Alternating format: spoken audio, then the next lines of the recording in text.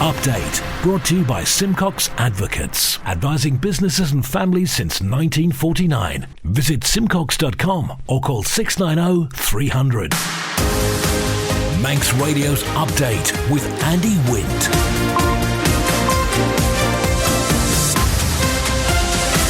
Pastor Mai, good evening. It's 5:30. This is Update for Friday, 2nd of February 2024 from Manx Radio. 30 minutes looking at the latest news on the Isle of Man. Background to that news and sport and business and Sea Watch and travel updates and the newsmakers in person. This evening, the government culture has to work to improve, says the Chief Minister. The rates roundup, spoiler alert, none of them have gone down. Isle of Man Meats is recalling more beef. Manx residents stung for £850,000 by scammers. And the Ravens face a French international tomorrow evening. Man Benham for all your business and legal needs.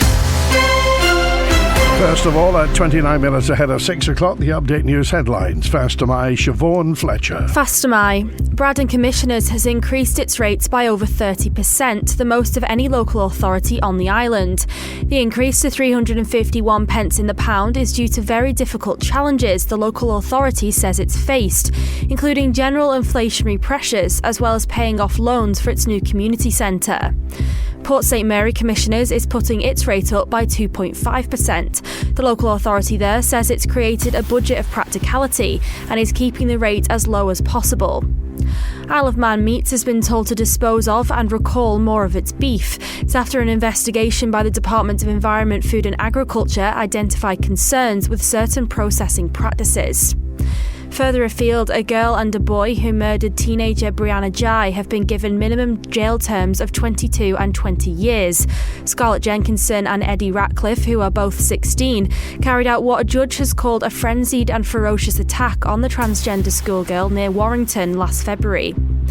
Thousands of jobs are expected to go at Tata Steel as it announces it's restructuring its business. The company's already said its plans to close its blast furnaces in Port Talbot in South Wales. And two people dressed only in towels have rescued a couple whose car became submerged in Norway yesterday. The half-naked heroes were on a floating sauna when it happened. They're your headlines. News at 6. Secure tomorrow today with Man Benham's guidance on powers of attorney and more. Manx Radio Weather with Manx Glass and Glazing. Goramayed, thank you, Siobhan, from the Ronaldsway Met Office. The weather. There is a strong wind warning in operation for the North Irish Sea. State of sea is moderate. And the weather this evening, cloudy with patchy drizzle coming in on the strong to west southwesterly. Mostly dry overnight, minimum 8 degrees. And for Jasan, Saturday dry with bright intervals in a moderate west-southwesterly. Top temperature is 10 degrees. Dry Saturday evening, then rain through the night, lowest temperature 7. And for Jadouni, patchy rain at first, then a dry and bright afternoon on a strong southwest wind, high temperature 10 Celsius. Tides on the way out, low waters 21 minutes after 10 tonight, high tide 28 minutes before 5 tomorrow morning. Sunrise is at 3 minutes past 8 and the morning low water at 11 a.m. Manx Glass and Glazing can supply and install single, double and triple glazing. Call 674 573 or visit the showroom on the Snugborough Trading Estate. It's a big time of year for local authorities. The majority of the authorities have published their rates for the next financial year. They were all set by the 31st of January. Our local democracy reporter Emma Draper has been looking at developments. Braddon Commissioners have put out the biggest percentage increase in their general rates at 30%. It says the rise to 351 pence in the pound is due to very difficult challenges, including general inflationary pressures, as well as paying off loans for its new community centre. Chair Andrew Jessup said the charges remain lower than 7 other authorities and are considerably less than eastern neighbours Douglas and Onken. He says the board has taken a cautious approach to estimating income from the Roundhouse, and some of the increases in costs have been driven by the actions of government departments. Elsewhere, Garth Commissioners put its rates up by 14%, closely followed by Douglas, whose rates rose by 12%. Residents in the capital pay the most in rates at 573 pence in the pound, followed by Ramsey, who set theirs at 495, and Onken at 411. Douglas West Council leader Claire Wells says they need to provide sustainability for the future whilst keeping one eye on the current situation. She also says she's committed and focused on delivering essential public services. Some local authorities can also increase the refuse rates whilst keeping the general rate low. Peel Commissioners, for example, increased the refuse charge by £34 to £257 per household, and Castletown Commissioners upped theirs by 8.9% to £220. The Western Authority increased its rates by 3 pence to 270 pence in the pound, which Commissioner Ray Harmer said was down to prudent spending in the past, whilst the Southern Authority increased its rate by 32 pence to 388 pence in the pound, citing waste management fees and supporting the increased rate for the Southern Swimming Pool. The only local authority with no change is Maloo Commissioners, with a rate which has stood at 199 pence in the pound for the last 3 years. The Chief Minister says he's confident in progress to improve the culture within government, but admits there's still work to do. After the conclusion of the Rosalind Ranson Tribunal, Alfred Cannan MHK promised to address the issue. I set out a number of critical reaction points to that tribunal when it was progressing, and those points included non-executive directors in government. They included changing the profile and structures around the chief secretary, creating chief executive officer role, putting more accountability at the top, creating an operations performance board, looking at the HR human resources contribution and what was going on in that respect. I would say we've made some really good progress, and along the way, proactively, the former interim chief executive officer, the current chief executive officer, really have looked to start engaging more comprehensively across the workforce. So it is work in progress, but we are delivering on the commitments that we made. I think there's work to do. I'm not going to shy away from that. But our achievements today is to put in place the foundations to deliver more effective outcomes. And I think this is the important thing. What we want is a motivated, committed workforce who are delivering the best possible outcomes for the public that we look after and serve on a daily basis. In a workforce of 7,500 plus people across a wide range of disciplines and service areas, there's always going to be problems, I guess. I don't think you're ever going to have an absolutely perfect environment. I think the critical point is that when we find those problems, where we recognise them, that we try to do something about it. And that's my aim and my ambition, and there's always a lot to do. And I guess the other critical point is to make sure we are investing some time in our people, but also that our leaders and managers are also getting the proper support and the right training as well to ensure that they are trained properly to look after people. Update brought to you by Simcox Advocates, advising businesses and families since 1949. Visit simcox.com or call 690 300. Isle of Man Meats has been told to dispose of and recall some more beef. It's after an investigation by DEFA, the Department of Environment, Food and Agriculture, identified concerns with certain processing practices. Deputy DEFA Minister Michelle Haywood, MHK. It's been a well-publicised problem that happened at the plant over the Christmas period, where we had some meat that wasn't safe to go out for consumption. And environmental health, which is a function of DEFA and involved in regulating what goes on in the food production sector, went into the plant, and they've identified some further concerns about some of the processing that was going on there. We've got no evidence that it's actually caused anyone to be ill or anything like that, just that they've identified some stuff that's not quite best practice, and they're working through with the plant to improve the quality and the safety of the product. I can see how it looks from the consumer point of view. It comes really hot on the heels of quite a well-publicised problem. However, this is a separate issue, and what I'd like to do is reassure people that environmental health are taking this very seriously. Obviously, they're talking to the management of the plant, and who are also responding in an equally appropriate way. And actually, this is all about just making sure that the quality is guaranteed. Obviously, farmers will have still been paid for animals that they've taken to the meat plant. It'll be the meat plant's losses to bear in this regard that they can't then sell that product on. I hope this is a one-off bit, but I genuinely won't know until the trained officers have been through every step of the processes that they're checking now. DEFA will be obviously reporting back on what's been found, so we're not trying to hide anything here. I want to reassure people this is being done in an open and transparent way. That's why I'm talking to you today. It's not being swept under the carpet or anything like that, being quite obvious and open about we've identified some problems, we're working with the plant to address them, and they're working with us to go through that. And once we've got to the end of that process, we'll be able to report back. 20 to 6 this Friday evening, live from Douglas Head in the Isle of Man on Manx Radio. Radio This Is Update. FC Isle of Man's latest test tomorrow sees them welcome Skelmersdale United, a team now managed by ex-Premier League and France international player Pascal Chimbonda. While the visitors currently sit bottom of the NWCFL Premier Division, Ravens boss Paul Jones has emphasised how crucial it is that his side avoids any complacency tomorrow night. It's hugely important. They're a good side. They've got lots of attacking threat, and the way that they're set up is to make the use of the pace and the skill and the qualities they've got in their attacking players. And if any team takes a game against them for granted, they're likely to find themselves on the wrong end of the score. So yeah, it's one where we've really got to prepare as we always do and make sure we're at our very best. I'm not someone who gets particularly starstruck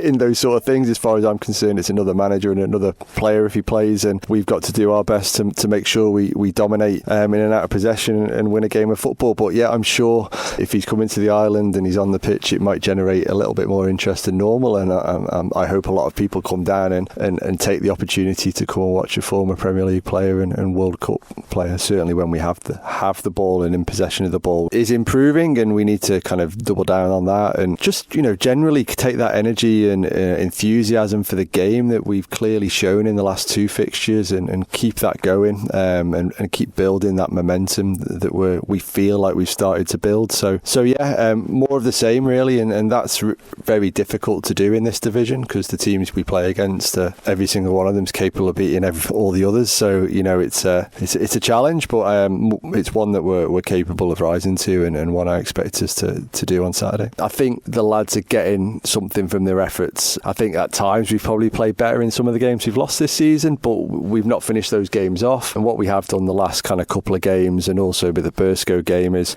play well, minimise the mistakes in the defensive half of the pitch, and take our chances when we've got them. And if we can keep doing that, we'll not be far away by the end of the season.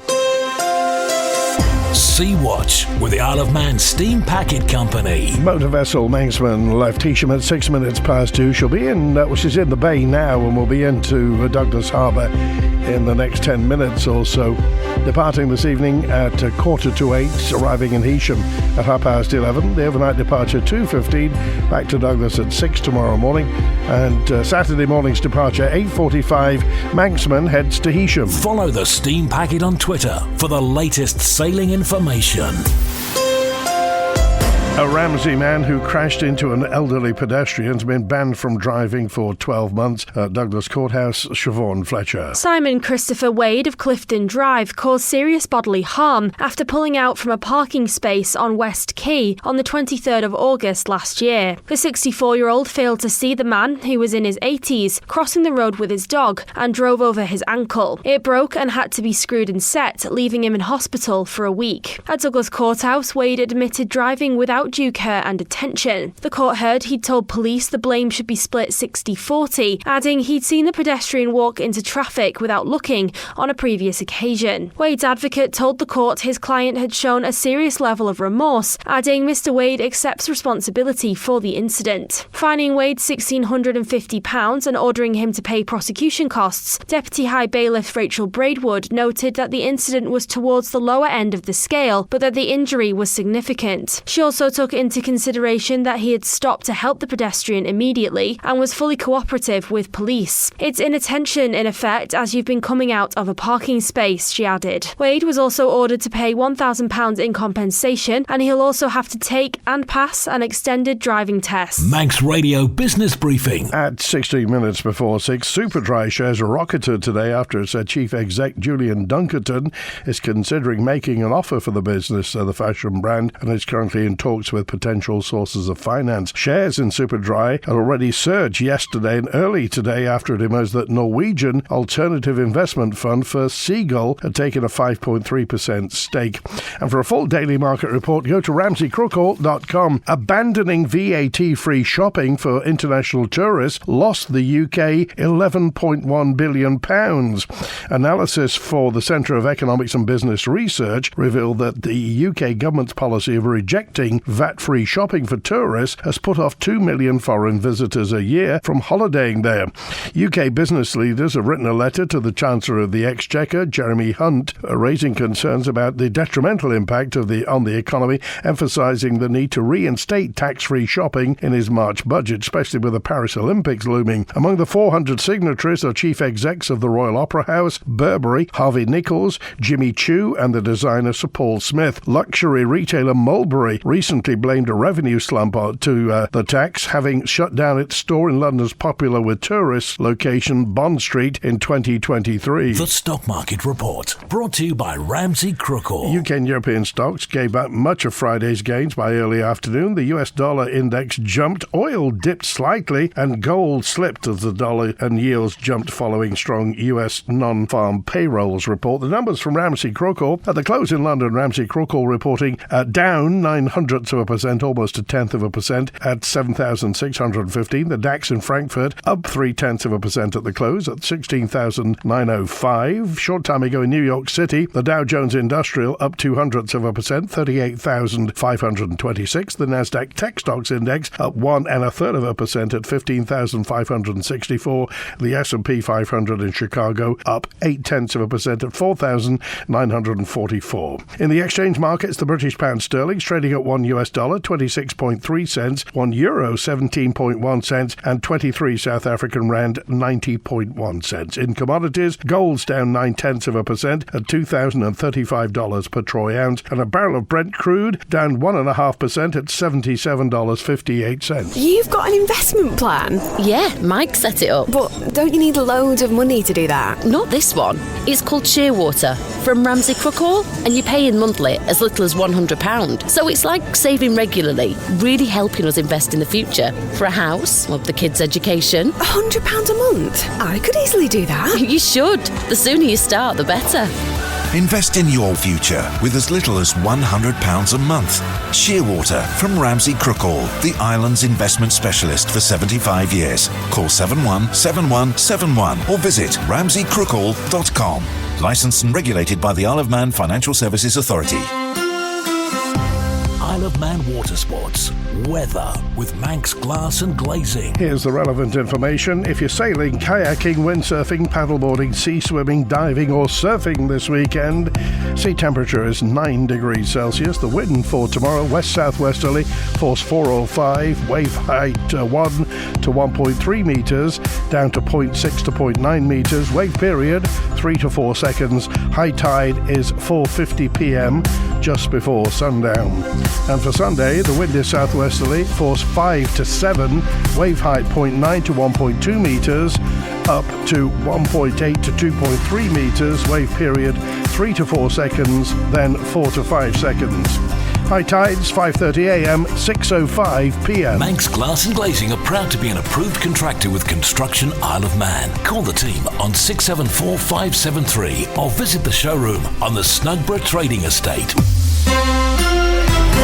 This is the most listened to Isle of Man news source, and Manx Radio's Update is the Isle of Man's most downloaded news podcast.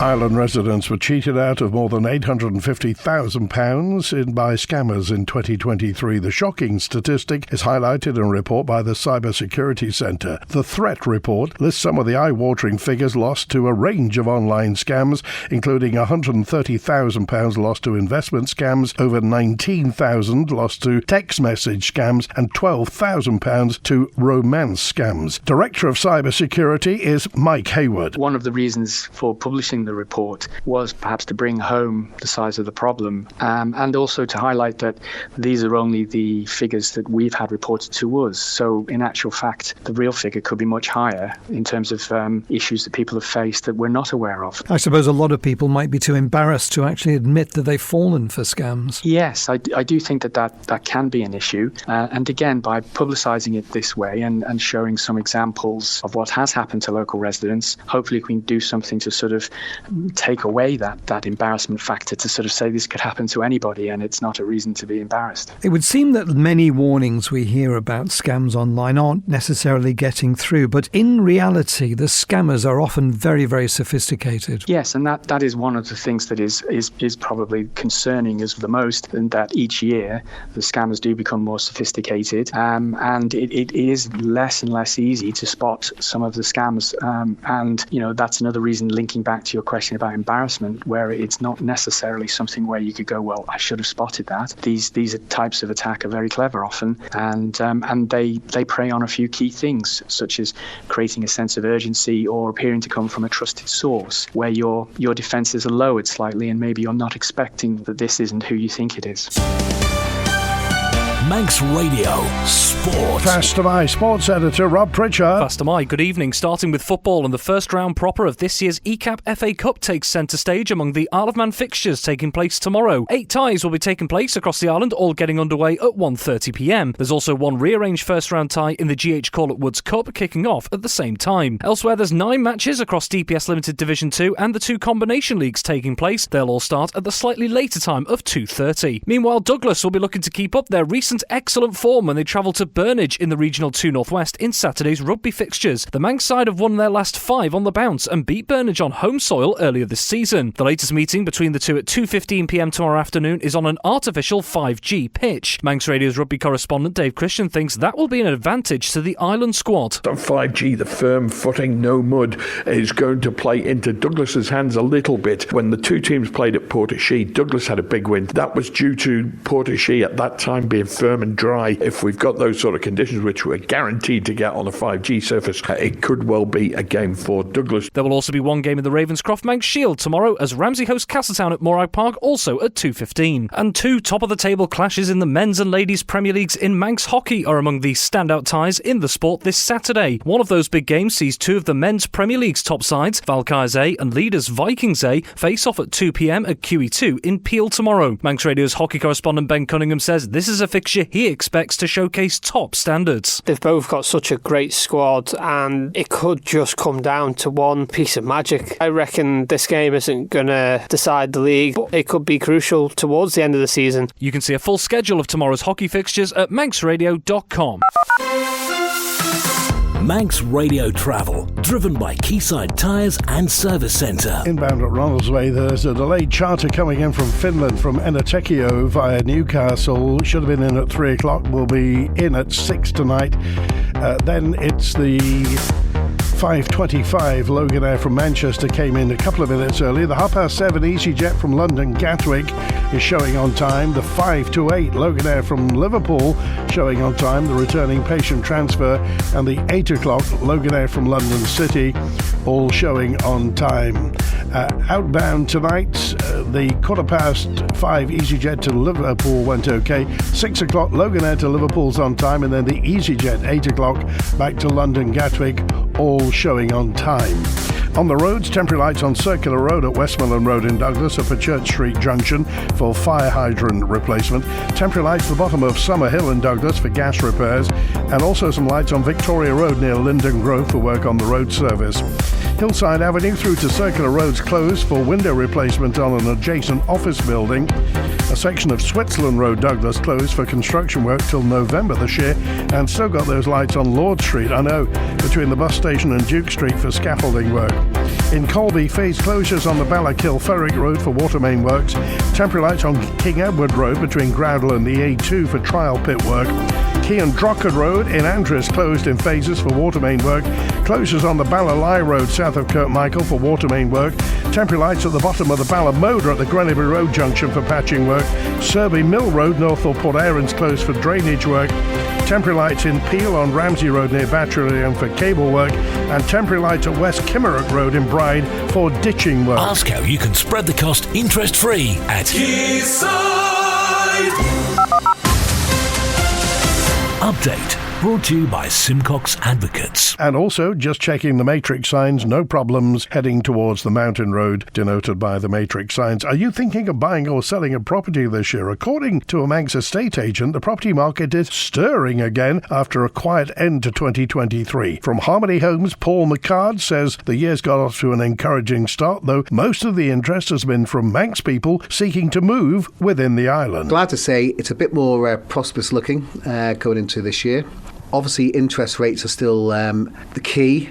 They've got stability now. They're saying they've got stability for Q1, Q2, Q3, and even in Q4 dropping down below 5%. So hopefully with that, it will give a bit of impetus to the market. Spring is always a key time and a key indicator for the housing market. What do you think is likely this year? Are you positive? I am positive, yeah.